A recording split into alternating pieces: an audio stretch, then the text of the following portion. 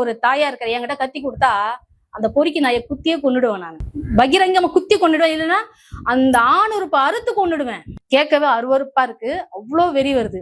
அவனுக்கு ஆயுள் தண்டனை கைதிக்கு எப்படி பெயில் கொடுத்தாங்க, அவன் எப்படி பெயில்ல வெளியே வந்தான், அந்த நாய் வெளியே வந்துட்டு திரும்பவும் என்ன வேலை பார்த்திருக்குது, அந்த வேலைதான் பார்த்திருக்கு. ஒரு பாலியல் வழக்குக்கு உள்ள போன ஒரு நாதாரி நாயி, எச்ச பொறுக்கி நாயி, அப்போ உங்களை என்ன பேசுது, அந்த பணம் உங்களை பேசுது. இந்த வழக்குக்கு தீர்ப்பு கொடுத்தீங்க பாருங்க, அது பெண் நீதிபதியான்னு தெரியாது, ஆண் நீதிபதியான்னு தெரியாது.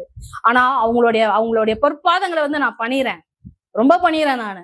ஏன்னா இப்படி ஒரு சமூக சேவை செஞ்ச ஒரு நபருக்கு நீங்க ஜாமீன் கொடுத்து வெளியே அமைச்சிருக்கீங்க பாருங்க. உங்களெல்லாம் கோயில்ல இருக்க சிலையெல்லாம் எடுத்துட்டு உங்க சிலையை உள்ள வச்சு கும்பிடுங்க. நிஜமா சொல்றேன், ரொம்ப வேதனையா இருக்குது. ஒரு வயசான அம்மாவா பாலியல் துன்புறுத்தல் பண்ணிட்டு உள்ள போனான், அவனை நீங்க ஜாமீன் கொடுத்து வெளியே அமைச்சிருக்கீங்க. அந்த வக்கீல் என்ன சொல்லி வாதாடி இருப்பார், இந்த இயற்கை உபாதைங்க எல்லாருக்கும் வர பிரச்சனைங்க, அதுக்காக அந்த குழந்தை வெளியே போயிருக்கு. நினைச்சிருக்குமா நம்மளுக்கு இப்படி ஒரு சம்பவம் நடக்க போகுதுன்னு அந்த பிள்ளை நினைச்சிருக்குமா? கனிமொழி அக்கா, உங்ககிட்ட நான் ஒரு விஷயம் கேட்கிறேன். நான் நீங்க இருக்கிற எம்பியா இருக்கிற அந்த தொகுதியில என்ன நடக்குது?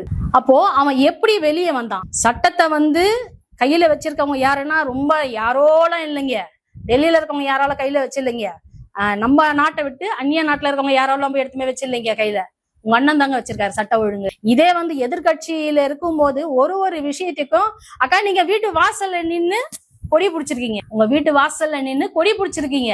அந்த நாய் இன்னும் உயிரோட தானே வளர்த்துட்டு இருக்கான். நீங்க என்ன பண்ணிருக்கணும்? நீங்க அவனை பார்த்த ஸ்பாட்லயே இதுதான் விஷயம் தெரிஞ்சிருக்கும் போது அவனை என்கவுண்டர் பண்ணிருக்கணும். அப்போ நீங்க நல்ல ஒரு பெண் சமுதாயத்தை சேர்ந்தவங்களா இருந்திருப்பீங்க. இந்த விஷயத்துக்கெல்லாம் நிறைய பேர் இருக்கிறாங்க. மத்த விஷயத்துக்கெல்லாம் குரல் கொடுக்கறதுக்கு அவங்க எல்லாம் எங்கன்னு தெரியல. பெரியார் பேத்திங்க எல்லாம் நிறைய பேர் இருக்கிறாங்க. அவ்வளவு நம்மள மாதிரி ஒரு பொண்ணு குழந்தை +2 படிக்கிற குழந்தை, அவ எங்க இருக்கிறீங்க தாய்ங்களா? வெளியே வாங்க. ஏன் வெளியே வரக்கூடாதுன்னு சொல்லிட்டு மௌன விரதமா? மௌன விரதம் எதனா இருக்கிறீங்களா?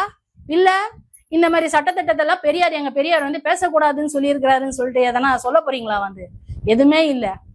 நான் கேட்கிற ஒரே ஒரு விஷயம், அரசியல்வாதிகளாகட்டும், அரசாங்க அதிகாரிகளாகட்டும், காவல்துறை அதிகாரிகளாகட்டும், உண்மைக்கு நடந்துக்குங்க. பொதுமக்களுக்கு உணர்வோட நடந்துங்க. மக்கள் சேவையை மகேசன் சேவைன்றதுதான் பொதுமக்களுடைய விஷயத்துக்கு சேவை பண்றதுக்கு நீங்க வந்திருக்கீங்க. புகார் அளிக்கிறதுக்கு போனா அந்த காவல்துறை அதிகாரி சொல்லியிருக்கிறாரு, உன் பொண்ணு என் கூட ஓடிட்டு இருக்கோம் பாரு, அதுக்கப்புறம் கமிஷனர் ஏயா உன் வீட்டுல ஒரு பொண்ணு ஓடி போச்சு காணாத போச்சு அப்படின்னு சொன்னா, ஆமா என் பொண்ணு அவன் கூட ஓடி போச்சு அப்படின்னு அசால்ட்டா இருப்பீங்களா?